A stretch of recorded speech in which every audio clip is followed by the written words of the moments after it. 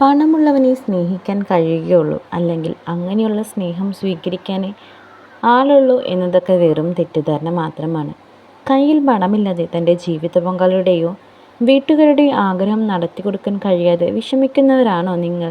എങ്കിൽ ഒരു 5 മിനിറ്റ് അവരുടെ കൂടെ ഇരുന്ന് സംസാരിച്ചാൽ, ഏതെങ്കിലും ജോലിയിൽ അവരെ ഒന്ന് സഹായിച്ചാൽ, വിഷമത്തോടെ ഇരിക്കുമ്പോൾ ഒന്ന് ആശ്വസിപ്പിച്ചാൽ, അവരോടൊപ്പം വെറുതെ ഒന്ന് നടക്കാനിറങ്ങിയാൽ, ഒന്നും വേണ്ട, മനസ്സ് നിറഞ്ഞൊന്ന് ആ മുഖത്തേക്ക് 2 മിനിറ്റ് നോക്കിയാൽ തന്നെ അതാണ് സ്നേഹം.